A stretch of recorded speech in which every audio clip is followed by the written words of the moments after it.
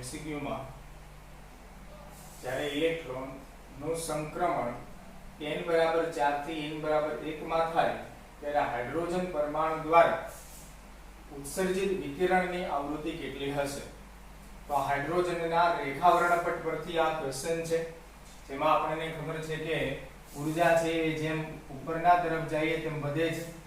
આ n બરાબર 1 હોય, પછી મોટો ગેપ થાય n બરાબર 2, પછી એનાથી ઓલમોસ્ટ હાફ અડધો ગેપ થઈ જાય n બરાબર 3, પછી એનાથી પણ અડધો ગેપ n બરાબર 4. એ રીતે અહીંયા આપણને શું પૂછવામાં આવ્યું છે કે 4 થી 1 માં ઇલેક્ટ્રોન આવે, n બરાબર 4 થી n બરાબર 1 માં આવે ત્યારે તેમની ઊર્જા કેટલી છે, વિકિરણની આવૃત્તિ કેટલી છે. એટલે ઊર્જા પરથી આપણે શું શોધવાનું થશે? આવૃત્તિ શોધવાની થશે. એ રીતે હવે આપણે બે પ્રકારની ઊર્જા અહીંયા મળે. એક તો મળે n બરાબર 4 વાળી ઊર્જા અને એક મળે n બરાબર 1 વાળી ઊર્જા, અને આપણે એ બંનેનો તફાવત જોવાનો થશે. તો પહેલા એ સમજીએ કે અહીંયા આપણને એક આયનીકરણ ઊર્જા આપેલી છે, એટલે કે એ આપણે આયનીકરણ ઊર્જા કોની સમજી શકીએ? તો કે n બરાબર 1 ની, એટલે કે પહેલાની. શા માટે એ રીતે? તો એના માટે આપણે ડિટેલમાં સમજીએ તો એ રીતે થાય કે ભાઈ આયનીકરણ ઊર્જા એટલે શું થતી હોય તો કે કોઈ પણ ઇલેક્ટ્રોનને પોતાની ધરાવસ્થામાંથી અનંત અંતરે મોકલવા માટે આપવી પડતી ઊર્જા. તો અનંત અંતરે એટલે કે ઇન્ફાઇનાઇટ ડિસ્ટન્સ ત્યાંથી લઈ તો પેલું એ બંને વચ્ચેનો તફાવત હંમેશા અંતિમમાંથી જ પ્રારંભિક બાદ કરવાનું થાય. એટલે કે આ રીતે થાય અનંત અંતરે રહેલી ઊર્જા અને પ્રથમની ઊર્જા. ભાઈ આપણે અનંત અંતરે રહેલી ઊર્જા કેટલી હોય? 0. અને પ્રથમની કેટલી છે? તો કે 2.18 ગુણ્યા 10 ની -18 જૂલ પ્રતિ પરમાણુ એટલી છે ઊર્જા. તો આપણે આયનીકરણ ઊર્જા એટલે કે પ્રથમની જે ઊર્જા છે એ કેટલી મળી ગઈ? -2.18 ગુણ્યા 10 ની -18 જૂલ પ્રતિ પરમાણુ. જો આપણને આ ખબર ન હોય તો આપણે આયનીકરણ ઊર્જા 2.18 પ્લસ વાળી લઈ લઈએ છીએ. પરંતુ આપણે થોડું એવું પણ જાણતા હોય કે આયનીકરણ ઊર્જા એટલે કે છૂટી પડતી ઊર્જા, મુક્ત થતી ઊર્જા. તો આપણી જાતે પોતે પણ અહીંયા આપણે સુધારો કરી અને માઈનસ આગળ લખી નાખવું પડતું હોય છે. એમ પણ તમે માની શકો જો એ તમને વિચાર ખબર હોય તો કહેવાનો મતલબ કે ઘણી વખત આપણને થોડું કન્ફ્યુઝન કરવા માટે રકમમાં આ રીતના આપેલા હોય છે, જે આપણે ધ્યાન રાખવું પડતું હોય છે. એ સિવાય આ h ની કિંમતમાં તો કોઈ વાંધો નથી, તો એની h અને એ તો અચળાંક છે એટલે એમાં તો ફેર પણ ન હોય. તો આપણી પાસે E1 ઊર્જા છે. હવે આપણે આ તફાવત શોધવાનો છે. એટલે કે આ ઊર્જા શોધવાની છે E બરાબર E4 E1, એટલે કે ચોથા શક્તિ સ્તરની ઊર્જા માઈનસ પ્રથમ શક્તિ સ્તરની ઊર્જા. તો એ તફાવતની ઊર્જા આપણને મળે, અને એ ઊર્જા મળે તો એના ઉપરથી પછી એમની આવૃત્તિ શોધી શકીએ. તો અહીંયા આપણી પાસે E1 છે ખરા, પરંતુ E4 નથી. તો E4 શોધવા માટે શું કરવું પડશે? તો કે ભાઈ આપણે એક આ સૂત્ર યાદ હોવું જોઈએ કે E બરાબર z² ના છેદમાં n². ત્યાં z એટલે શું થાય? તો કે પરમાણુ ક્રમાંક, અને અહીંયા પરમાણુ ક્રમાંક તો હાઇડ્રોજનનો કેટલો હોય? 1. તો z² ને તમે અવગણી શકો, જેથી કરીને આ એ રીતે થઈ જાય કે E બરાબર અથવા તો E ચલે છે 1/n². n એટલે શું થાય? તો કે મુખ્ય શક્તિ સ્તરનો ક્રમ, એટલે કે અહીંયા 4 અને 1 છે તે. તો હવે એના પરથી આપણે સૂત્રનો ઉપયોગ પછી કરશું. E4 શોધાઈ ગયા બાદ તો હવે આપણે જો શું કરવાનું થશે તો કે ભાઈ E1 બરાબર શું થશે? તો કે E1 ચલે છે 1/n1², અને E4 નું શું થઈ જાય? તો કે E4 ચલે છે 1/n4². બરાબર. હવે આપણે આ બંનેનો ગુણોત્તર લઈ શકીએ. E1 બરાબર E1 ના છેદમાં E4, તો E4 નું થઈ જાય n4² ના છેદમાં n1². હવે આ બંનેની કિંમત મૂકીએ. n4 એટલે ચોથો શક્તિ સ્તર કયો છે? તો કે 4, એટલે n બરાબર 4, 4 નો વર્ગ કેટલો થઈ જાય? 16. અને n1 એટલે કેટલું થાય છે? n બરાબર 1 છે, એટલે 1 નો વર્ગ એટલે એ કેટલું થઈ જાય? 1. તો કહેવાનો મતલબ કે આ રીતના આપણને એક મળી જાય E1 ના છેદમાં E4 બરાબર 16 ના છેદમાં 1. પરંતુ આપણને અહીંયા E1 ની કિંમત તો ખબર છે, તો કહેવાનો મતલબ E4 ને આપણે શોધી શકીએ. તો એને હું અહીંયા લખું છું જીવી કે E4, આમાંથી E4 ને કરતા બનાવું તો શું થાય તો કે E4 બરાબર, હવે આ 16 ના છેદમાં 1 છે અહીં નીચે આવે, એ નીચે આવે એટલે આ રીતે થઈ જાય કે E1 ના છેદમાં 16 ના છેદમાં 1, અને છેદનો છેદ અંશમાં જાય 1 તો એની સાથે ગુણાય તો કોઈ ફેર પડે નહીં, એટલે આખરે તો એ શું થઈ ગયું E1 ના છેદમાં 16. હવે E1 ની કિંમત આપણને ખબર છે કેટલી છે તો કે -2.18 ગુણ્યા 10 ની -18 ઘાત જૂલ ના છેદમાં 16. તો આનું કેલ્ક્યુલેશન આપણે કરીએ તો એ આન્સર થતો હોય છે E4 બરાબર -0.136 into 10⁻⁻18 જૂલ પ્રતિ પરમાણુ, એટલે કે એક પરમાણુની એટલી ઊર્જા છે જૂલમાં. તો આ આપણી પાસે આવી ગયું E4. હવે જો આપણી પાસે E4 આવી ગયું, E1 આપણી પાસે છે તો એ બંનેનો તફાવત લઈ શકીએ, એટલે કેટલી ઊર્જાનો તફાવત થયો હશે, અથવા તો કહીએ કે કેટલી ઊર્જા તેણે ગુમાવી હશે એવો પણ શબ્દ વાપરે. કારણ કે આપને ખબર છે કે ઊંચા ઊર્જા સ્તરમાં ઊર્જા વધારે હોય, જ્યારે તે નીચે આવે ત્યારે એ અમુક ઊર્જાનું શું કરતું હોય છે ઉત્સર્જન કરતું હોય છે. તો અહીંયા આપણને એવો પણ શબ્દ વાપરેલો છે કે ઉત્સર્જિત વિકિરણની આવૃત્તિ, એટલે આ ઉત્સર્જિત વિકિરણની આવૃત્તિ એટલે કેટલો ગેપ છે શોધવાનો થાય. તો એ હું અહીંથી જોઉં છું કે E બરાબર E4 E1. E4 ની કિંમત કેટલી આવી તો કે -0.136 ગુણ્યા 10 ની -18 ઘાત, માઈનસ E1 ની કિંમત કેટલી હતી તો કે -2.18 ગુણ્યા 10 ની -18 ઘાત. હવે આપણને ખબર છે કે બંનેની બાદબાકી કરવાની થાય ત્યારે બંનેના ઘાત સમાન હોવા જોઈએ, પરંતુ અહીંયા તો ઘાત સમાન જ છે, એટલે કોઈ પ્રકારનું આપણે પોઈન્ટ ડાબી કે જમણી બાજુ ફેરવવાનો થશે નહીં. આ તો થઈ ગયું 10 ની -18. હવે તમે જો આ માઈનસ માઈનસ શું થઈ જાય પ્લસ, એટલે 2.18 માંથી 0.136 આપણે બાદ કરવાના થાય. 2.18 માંથી 0.136 બાદ કરીએ તો એ આન્સર આવી જાય નિયર અબાઉટ 2.044. એટલે કે અહીંયા જે કાઈ ઊર્જા છે કેટલી આવી ગઈ તો કે કેટલી ઉત્સર્જિત ઊર્જા છે તો કે 2.044 ગુણ્યા 10 ની -18 ઘાત જૂલ જેટલી. શું આપણે અહીંયા ઊર્જા શોધવાની છે? ના બેટા, ઊર્જા નથી શોધવાની. તો શું શોધવાનું છે? આવૃત્તિ. હવે આપણને એ ખબર છે કે E બરાબર શું થાય તો કે h મ્યુ, અને એમાંથી મ્યુ શોધવાનું થાય તો મ્યુ ને કરતા બનાવીએ તો શું થઈ જાય E ના છેદમાં h, અને E એટલે ઊર્જા આપણી પાસે છે 2.044 ગુણ્યા 10 ની -18 ઘાત, અને h ની કિંમત આપેલી છે અને કદાચ ન આપેલી હોય તો પણ આપને ખબર હોય, અને એ કેટલી થઈ જાય 6.626 ગુણ્યા 10 ની -34 ઘાત. આ છે જૂલ ઇન્ટુ સેકન્ડ અને આ છે જૂલ. તો જૂલ જૂલ કેન્સલ થાય તો સેકન્ડ ઇનવર્સ એમનો એકમ આવશે. જે કાઈ કેલ્ક્યુલેશન કરશો એ 10 ની -34 ઉપર જશે તો એ શું થઈ જશે ઘાત વધી જશે. 34 ને માંથી 18 કાઢશું તો એ કેટલા થઈ જશે 16, અને જે કાઈ કેલ્ક્યુલેશન આવશે 2 ને ભાગ્યા 2.044 ને ભાગ્યા 6.626, અને પછી એક ઘાત તમે ફેરવશો તો એ આન્સર થઈ જશે near about 3.08 into 10⁻15 second inverse. આટલી એમની આવી જાય આવૃત્તિ, એટલે કે આપણો આન્સર. એટલે આવું હવે ક્યાં છે જોવાનું થાય ઓપ્શનમાં 3 પોઈન્ટ કરીને. ઓકે, એક્ઝેક્ટ આવે છે જી ભાઈ 3.08 into 10⁻15 સેકન્ડ ઇનવર્સ.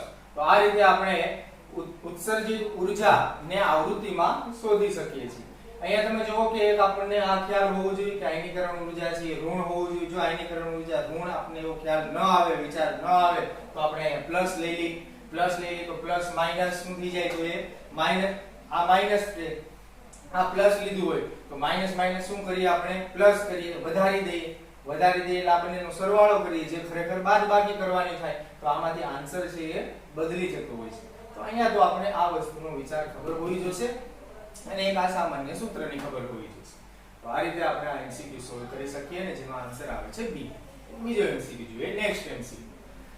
એ પણ ખૂબ મજાનો અને અગત્યનો છે. એક ધાતુની કાર્ય ઊર્જા 4.2 ઇલેક્ટ્રોન વોલ્ટ છે. તો કાર્ય ઊર્જા એટલે શું થાય? તો કે ધાતુનું કાર્ય શું હોય? તો કે ધાતુનું કાર્ય હર હંમેશ ઇલેક્ટ્રોન ગુમાવવાનું હોય. એટલે કે ધાતુને એક ઇલેક્ટ્રોન ગુમાવવા માટે કેટલી ઊર્જાની જરૂર હશે એ આપણને આપેલી છે કાર્ય ઊર્જા તરીકે.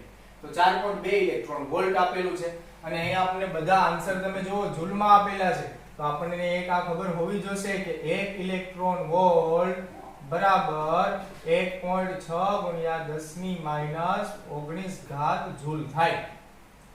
આ કન્વર્સેશન આપણને ખબર હોવી જોઈએ 1.6 ગુણ્યા 10 ની માઈનસ 19 ઘાત જૂલ થાય. ચાલો તો હવે આ તો ખબર પડી કે હવે શું કહે છે આગળ? જો 2000 એંગસ્ટ્રોમ તરંગલંબાઈ ધરાવતા વિકિરણ ધાતુની સપાટી પર આપાત કરતા ઉત્પન્ન થતા ઇલેક્ટ્રોનની ગતિ ઊર્જા શોધો. આખરે આ સવાલ છે એ કયો આવી જાય છે?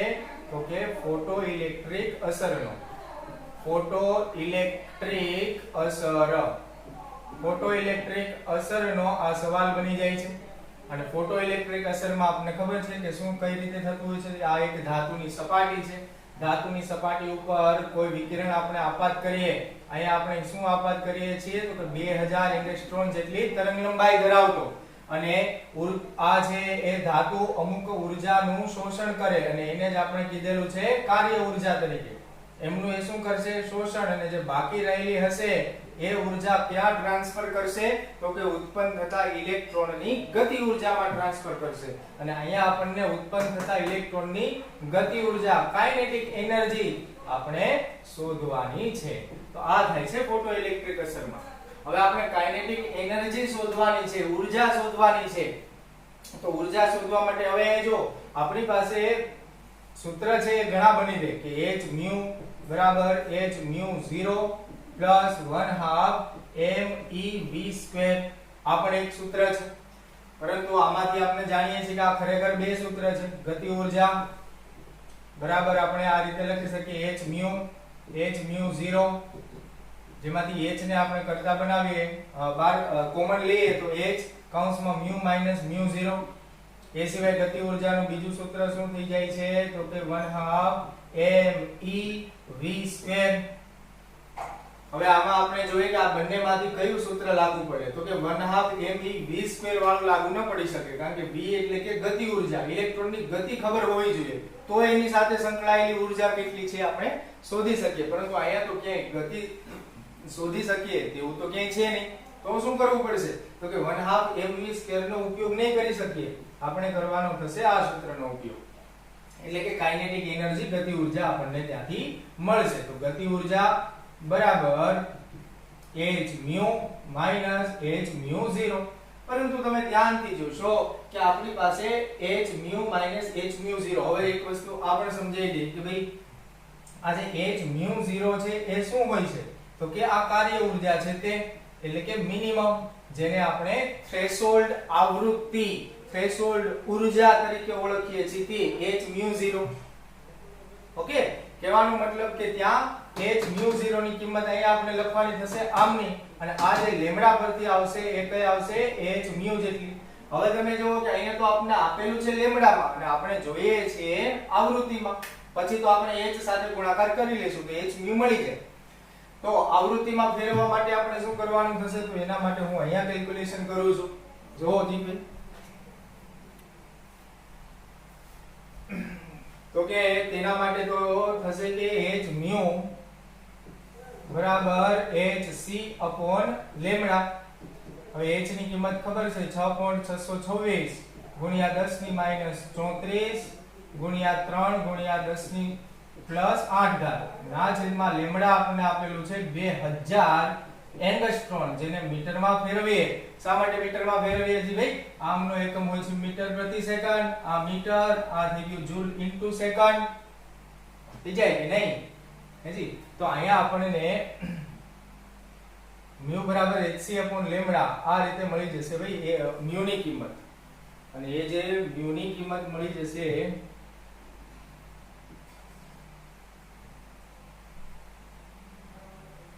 h mu બરાબર hc upon લેમ્ડા થઈ જશે, કારણ કે mu બરાબર શું થતું હોય છે? c upon લેમ્ડા થતું હોય છે. તો તમે અલગથી પણ કરી શકો, અહીંયા આપણે બંને સાથે કરેલું છે. ઓકે, કે અહીંયા જો તમે mu બરાબર c/λ, mu બરાબર c/λ આની પણ કિંમત ગણી અને તેને h સાથે ગુણો તો h mu મળી જાય, અથવા તો સાથોસાથ આ રીતે ગુણી નાખો તો પણ ચાલે, બંને રીતે આપને h mu ની કિંમત મળી જાય અને આમનું તમે કેલ્ક્યુલેશન કરો તો એ તો બનતું હોય છે 0.009955 into 10⁻⁻16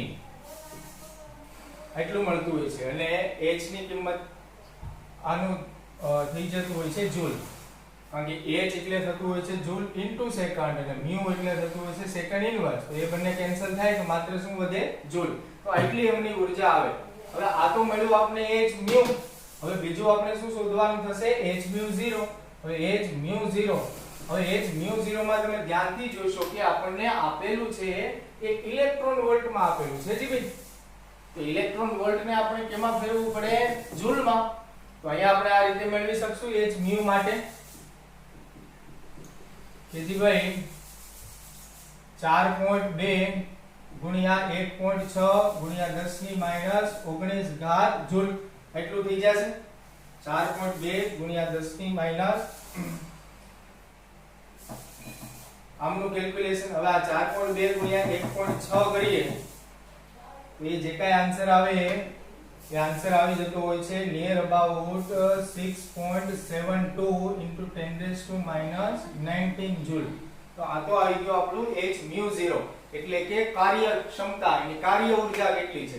હવે આ બંને કિંમત છે એ આપણે વારાફરતી અહીંયા મૂકી દઈએ, પરંતુ આ બંને કિંમત અહીંયા મૂકીએ તેની પહેલા એક વસ્તુ એ જુઓ કે અહીંયા 10⁻16 છે અને 10⁻19 છે, તો પછી બાદબાકી કરવાની થશે તો બંનેની ઘાત સમાન હોવી જોઈએ, તો આપણે બંનેની ઘાત સમાન કરવા માટે 10⁻19 ને એમનેમ જ રાખીએ અને આ 10⁻16 છે ને 10⁻19 માં ફેરવીએ એટલે કે 3 પોઈન્ટ ફેરવીએ તો આ 1 2 અને 3 એટલે એ તો થઈ જશે h mu થઈ જશે 9.955 ગુણ્યા 10⁻19 ઘાત જૂલ અને આ આવી ગયું આપણું h mu 0. ઓકે, તો આ h mu અને h mu 0 ની બંનેની કિંમત મૂકી. h mu ની છે 9.955 ગુણ્યા 10⁻19 માઈનસ 6.72 ગુણ્યા 10⁻19 -19 એટલે એ તો કોમન થઈ ગયું અને 9 માંથી 6 જાય એટલે નિયર અબાઉટ 3 જેવું આવે, એટલે આપણે આન્સરમાં જોઈએ તો 3 વાળો તો એક જ છે એટલે 3.2, તો એ કઈ કેલ્ક્યુલેશન કરવાની જરૂર ન પડે, એટલે કે અહીંયા આપણે કાઇનેટિક એનર્જી ગતિ ઊર્જા જે ઉત્પન્ન થતો ઇલેક્ટ્રોન છે તેની કેટલી મળે 3.2 ગુણ્યા 10⁻16 ઘાત જૂલ જેટલી મળે. હવે 10⁻19 ઘાત જ આવે છે ભાઈ, એમાં ઓપ્શનમાં કઈ મિસ્ટેક હશે લખવામાં, 10⁻16 છે ને 19 માં ફેરવી તો એ 19 જ આવે, અહીંયા મિસ્ટેક હોવી જોઈએ. કારણ કે તમે એક વસ્તુ જુઓ કે આને 10⁻16 માં તમે ફેરવો તો એ 0 પોઈન્ટ એટલે કે પોઈન્ટ આગળ આવે તો 0 માં આન્સર આવતો થાય અને 0 માં આન્સર આવતો થાય તો એ તો એવો આન્સર જ નથી, એટલે 10⁻16 નહીં પરંતુ 10⁻19 હોવી જોઈએ, તો એ આપણું બંધ બેસતું બની જાય. ઓકે ભાઈ, એ તો બરાબર છે 10⁻19 જ હોય.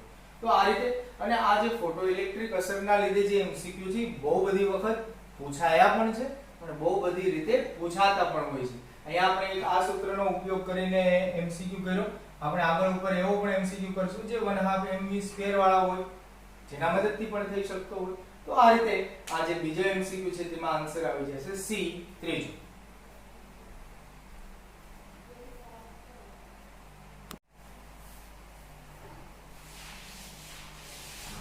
અહીંયા એમસીક્યુ માં આપણને 7 મિલીગ્રામ 6 કાર્બન 14, આમ આપણે જાણીએ છીએ કે કાર્બનનો પરમાણુય દળ છે એ 12 થતો હોય છે, કાર્બનનો પરમાણુય દળ 12 થતો હોય છે, પરંતુ અહીં કાર્બન છે કયું આપેલું છે 14 પરમાણુય દળ વાળો. કઈ વાંધો નહીં, 6 કાર્બન 14 પરમાણુમાં ન્યુટ્રોનની સંખ્યા અને ન્યુટ્રોનનું દળ શોધો. ન્યુટ્રોનની વાત છે ભાઈ, અને ન્યુટ્રોનનું દળ પણ આપણે કિલોગ્રામમાં આપેલું છે. હવે 7 મિલીગ્રામ આ કાર્બનના પરમાણુમાં કેટલા ન્યુટ્રોન હશે એ શોધવાના. પહેલા તો આપણે એ શોધવા પડે કે એક કાર્બનમાં કેટલા ન્યુટ્રોન હશે, એક કાર્બન પરમાણુમાં કેટલા ન્યુટ્રોન હશે. અહીંયા જે કાર્બન પરમાણુ છે એ 6C14 ટાઈપનું છે. અહીંયા આપણે જોઈએ તો A છે કેટલો થઈ જાય 14, પરમાણુય ભારાંક કેટલો છે 14, Z એ કેટલું છે 6 અને ન્યુટ્રોનની સંખ્યા શોધવાનું તો સૂત્ર આપણી પાસે એ જ છે કે A - Z, તો 14 - 6 એટલે કે 8 ન્યુટ્રોન. તો એક આ પરમાણુમાં કેટલા ન્યુટ્રોન હશે તો કે 8 ન્યુટ્રોન હશે. હવે આપણે આ 7 મિલીગ્રામ ને હું ગ્રામમાં ફેરવી દઉં તો 7 મિલીગ્રામ બરાબર 7 ગુણ્યા 10 ની -3 ઘાત ગ્રામ થઈ જાય, જેનો ઉપયોગ આપણે કરશું. એટલે કે હવે આપણી પાસે એટલા ગ્રામ વજન છે, એમાં હવે આપણે ન્યુટ્રોનની સંખ્યા શોધવાની છે. હવે આપણને એ પણ ખબર છે કે 1 મોલ હોય, 1 મોલ આ પરમાણુ હોય ત્યારે તેમાં 6.022 ગુણ્યા 10 ની 23 ઘાત કાર્બન પરમાણુ હોય 14 પ્રકારના, એટલે કે જેનો પરમાણુય દળ 14 છે એમ પ્રકારના. તો એટલા કાર્બન પરમાણુ હોય. હવે આપણને એ ખબર છે કે એક કાર્બન પરમાણુમાં કેટલા ન્યુટ્રોન છે તો કે 8. તો આપણે એ રીતે કહી શકીએ ત્રિરાશિ કે 6.022 ગુણ્યા 10 ની 23 ઘાત કાર્બન પરમાણુ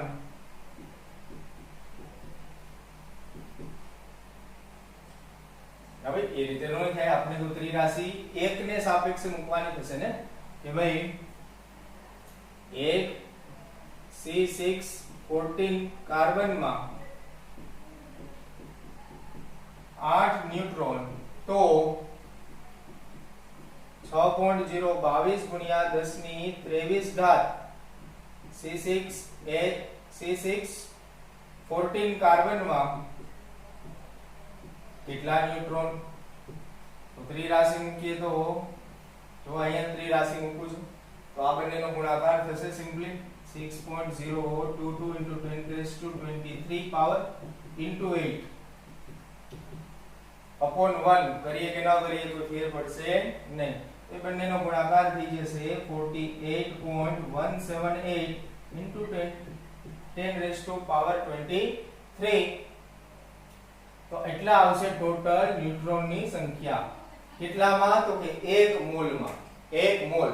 હવે આપણને એ ખબર છે કે 1 મોલ બરાબર કેટલા 1 મોલ બરાબર તેનું વજન કેટલું છે 14. ધ્યાન રાખશો 12 નહીં. જો અહીંયા 6C12 આપેલું હોત તો આપણે તેનું પરમાણુય દળ આપણે 12 લેવાનું થાય, પરંતુ અહીંયા આપેલું છે 6C14 એટલે કે 1 મોલમાં કેટલું વજન છે 14 ગ્રામ છે. 14 ગ્રામ છે. એટલે હવે 1 મોલમાં આપણને ખબર છે ન્યુટ્રોનની સંખ્યા કેટલી છે તો કે એટલી, કારણ કે આ છે 1 મોલમાંથી છે ન્યુટ્રોનની સંખ્યા. તો 1 મોલમાં આપણે એટલા ન્યુટ્રોનની સંખ્યા છે, 1 મોલ એટલે 14 ગ્રામ થાય. તો હવે આપણે એ રીતની ત્રિરાશિ મૂકી શકીએ કે ભાઈ હવે હું અહીંયા આ બાજુ લખું છું જી ભાઈ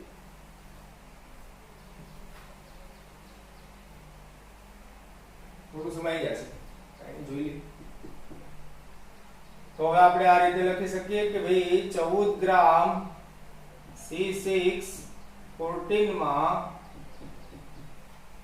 48.178 ગુણ્યા 10 ની 23 ઘાત ન્યુટ્રોન હોય તો આપણે કેટલા મિલીગ્રામ આપેલું છે 7 મિલીગ્રામ, જેને ગ્રામમાં ફેરવીએ તો 7 ગુણ્યા 10 ની -3 ઘાત ગ્રામ માં કેટલું થાય તો જી ભાઈ 48.178 ગુણ્યા 10 ની 23 ઘાત ગુણાકારમાં 7 ગુણ્યા 10 ની -3 ઘાત ના છેદમાં 14 અને તેનું કેલ્ક્યુલેશન બધું કરો તો એ આન્સર આવી જાય આપણે ન્યુટ્રોનની સંખ્યાનો.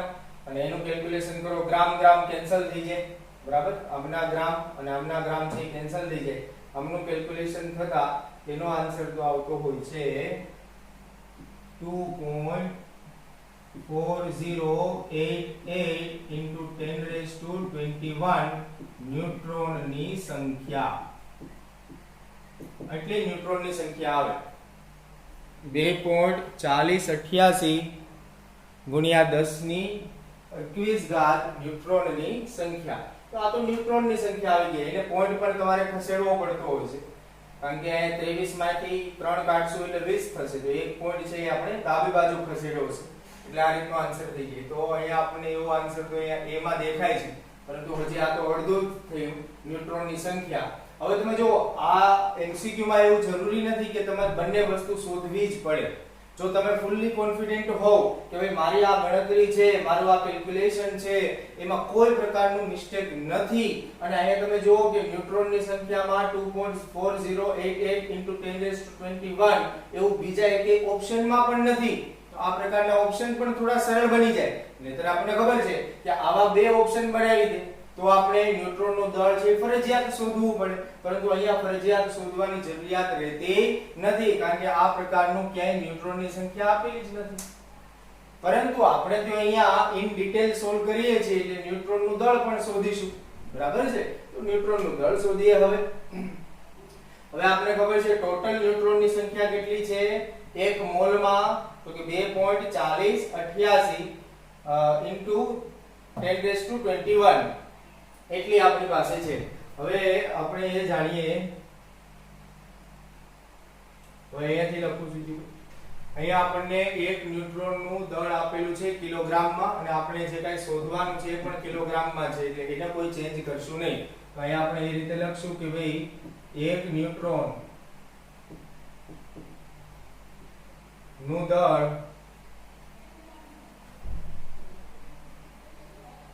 1.67 * 10^27 કિલોગ્રામ. તો આપણી પાસે કેટલા ન્યુટ્રોન છે?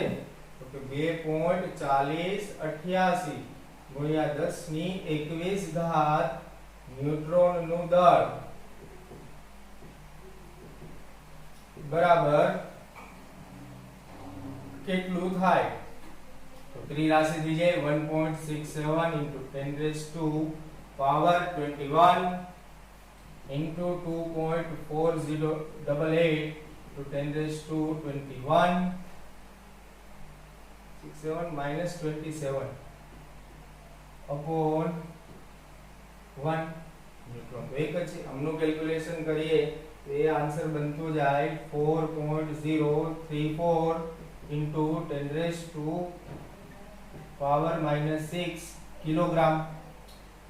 અહીંયા તો સીધું જ થતું હોય 27 અને 21 -27 અને +21, તો એ કેલ્ક્યુલેશન કરીએ તો -6 આવી જાય, અને એનું બાકીનાનું કેલ્ક્યુલેશન થાય છે 4.034 આવતું હોય. તો આટલું આવી ગયું આપણે ન્યુટ્રોનનું દળ, અને એ ક્યાં છે? તો જો 4.035 બંને સરખું જ કહેવાય into 10^6 કિલોગ્રામ. તો આ આન્સર આવી ગયો, એટલે કે આપણે કોન્ફિડન્ટ થઈ જઈએ કે આપણો આન્સર એ છે અને એ સાચો છે. તો આ રીતે ન્યુટ્રોનની સંખ્યા અને ન્યુટ્રોનનું દળ છે આપણે શોધી શકતા હોઈએ છીએ. એ સિવાય ડી કક્ષકમાં રહેલા નેક્સ્ટ MCQ, ડી કક્ષકમાં રહેલા ઇલેક્ટ્રોનનું કોણીય વેગમાન કેટલું થાય? કોણીય વેગમાનને જાણકારી માટે ઓમેગા વડે દર્શાવાતું હોય છે, W વડે દર્શાવાતું હોય છે. અને કોણીય વેગમાન ભાઈ એમના સૂત્ર છે એ બે ત્રણ પ્રકારના થાય છે. કોણીય વેગમાન, અચ્છા કોણીય વેગમાન જ કીધું છે આપણે, અને કોણીય વેગમાનના બે ત્રણ સૂત્ર થઈ જાય. એક તો થઈ જાય nh/2π, એક તો થઈ જાય nh કટ. h કટ એ નવો અચળાંક બની જાય છે h/2π નો. આપણે ઘણી વખત પૂછાતું હોય છે h કટ.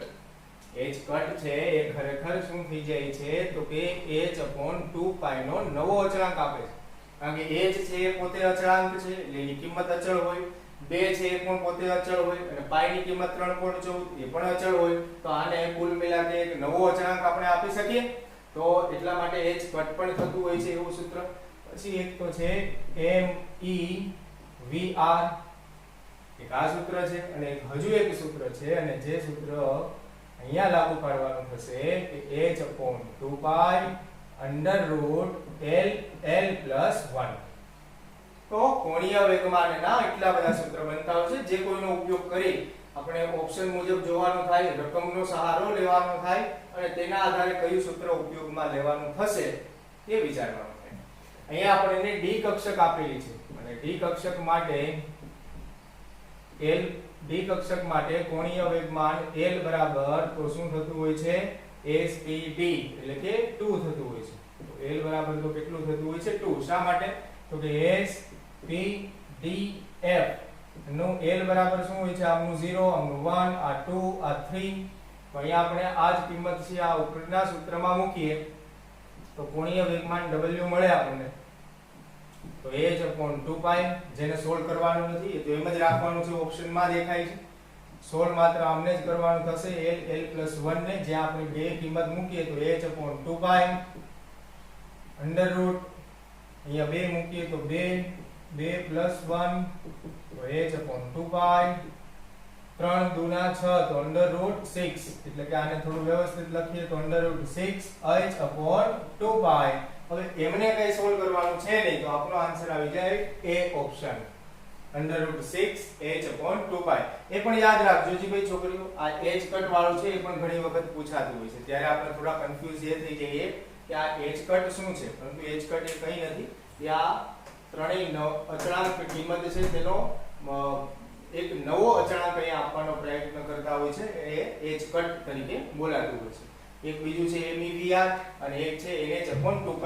આ NH/2π નો ઉપયોગ ક્યારે થાય તો કે n ની કિંમત આપેલી હોય ત્યારે કોઈ એવું રીતે પૂછે કે ભાઈ કોઈ ઇલેક્ટ્રોન છે n બરાબર 5 મી કક્ષામાં છે, 5મી કક્ષામાં છે, તો ત્યાં તમારે n બરાબર 5 મૂકવું પડે અને તેને સોલ્વ આઉટ કરવું પડે. એ સિવાય ક્યારે કોઈ વખત એવું પણ પૂછવામાં આવે, રકમમાં આવે કે કોઈ એક ઇલેક્ટ્રોન છે જે પરિઘમાં જે કક્ષામાં ફરે છે તેની ત્રિજ્યા એટલી છે, તો ત્રિજ્યા આપણને આપેલી હોય, તેનો વેગ આપણને ખબર છે 3 × 10⁸ મીટર પ્રતિ સેકન્ડ, તેનું દળ ખબર છે, તો તેનું કેલ્ક્યુલેશન કરીને પણ કોણીય વેગમાન શોધી શકાતું હોય છે. તો આ રીતે કોણીય વેગમાન છે ઘણી રીતે શોધી શકાતા હોય છે અને એવા સવાલ પણ ઘણી વખત પૂછાયા પણ છે અને પૂછાઈ શકે પણ ખરા.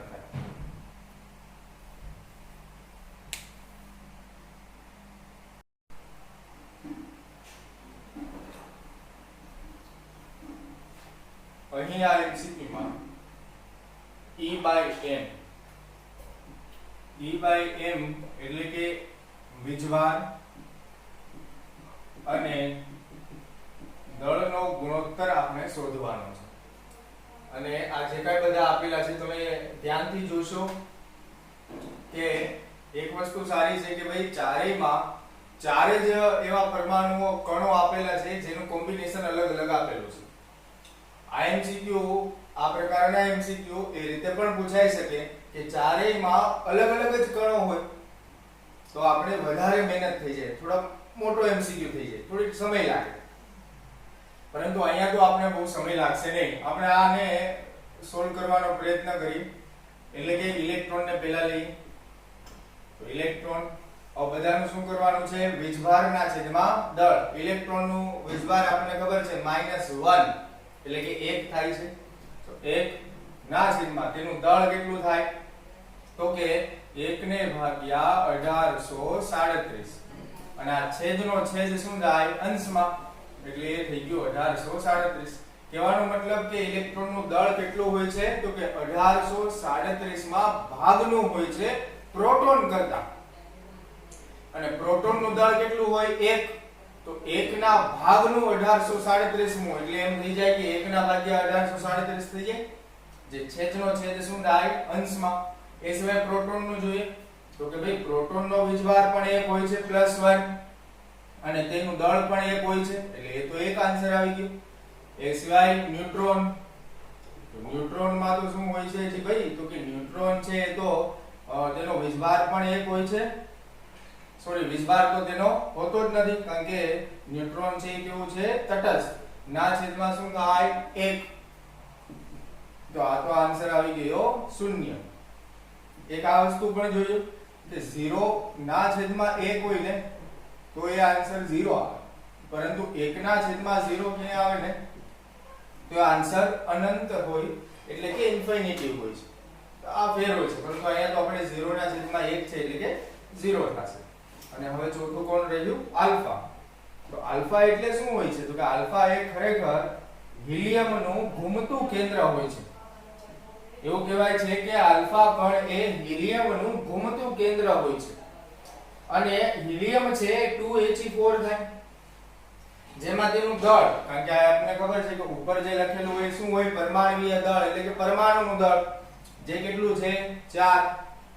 પરંતુ તેમાં વીજભાર હોય કેટલો હશે? તો કે તેમાં ઇલેક્ટ્રોન કેટલા છે? તો કે 2. અને તે હંમેશા બે ઇલેક્ટ્રોન ગુમાવી અને He+2 બનતો હોય છે. તે રીતે સ્થાયી થતો હોય છે, કોઈની સાથે જોડાતો હોય છે. આમ જોઈએ તો નિષ્ક્રિય વાયુ છે, જોડાય તો નહીં જ તે, પરંતુ એ +2 હોય છે. તો એ 2, તો 2 ને ભાગ્યા 4, તો એ તો થઈ ગયું 1/2, ઇટ મીન્સ 0.5. હવે આપણને અહીંયા હવે કીધું છે ચડતા ક્રમમાં. ચડતા ક્રમમાં એટલે સૌથી પહેલા ઓછું, ત્યારબાદ વધે, ત્યારબાદ વધે ને ત્યારબાદ સૌથી વધુ, એ રીતે. તો સૌથી ઓછું કયું થશે? 0 એટલે કે ન્યુટ્રોન. એનાથી વધુ કયું થશે? અડધા વાળું એટલે કે આલ્ફા. એનાથી વધારે કયું થશે? તો કે 1 વાળું એટલે કે પ્રોટોન. અને એનાથી વધારે કયું થશે? તો કે હવે વધ્યું છે ઇલેક્ટ્રોન. તો આવો ક્રમ ક્યાં દેખાય છે? ન્યુટ્રોન, આલ્ફા, પ્રોટોન અને ઇલેક્ટ્રોન. તો કે ન્યુટ્રોન, આલ્ફા, પ્રોટોન અને ઇલેક્ટ્રોન. આન્સર આવી જાય ડી ઓપ્શન. તો સમજ પડી કે કઈ રીતે આપણે શોધ્યું? ડી ઓપ્શન આવશે અહીંયા. ન્યુટ્રોન, આલ્ફા, પ્રોટોન અને ઇલેક્ટ્રોન એ ક્રમમાં વધતું હોય છે. એ સિવાય આગળ નીચેનામાંથી સમ ઇલેક્ટ્રોનીય જોડ શોધો.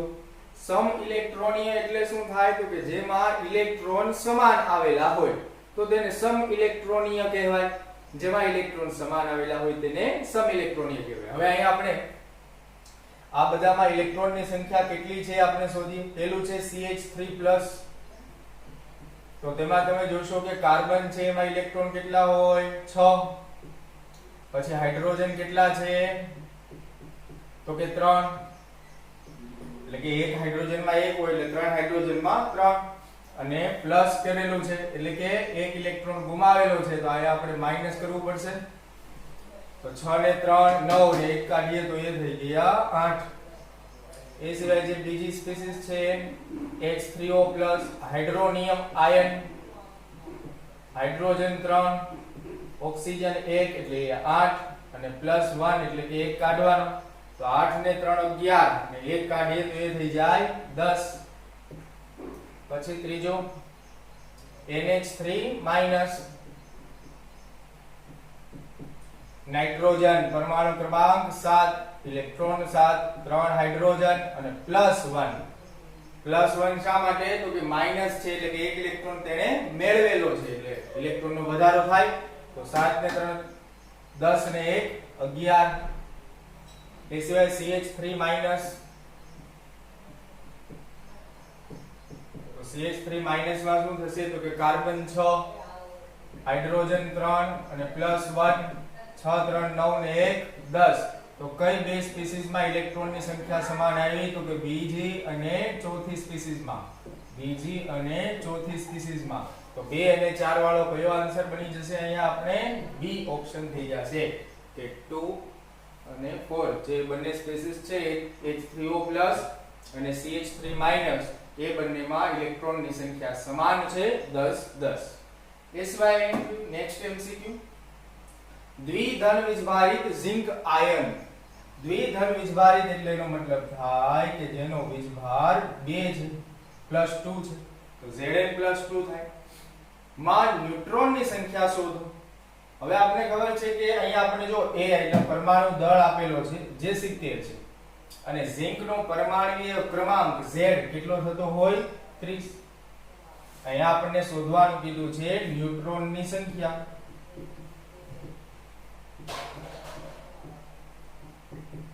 ન્યુટ્રોનની સંખ્યા.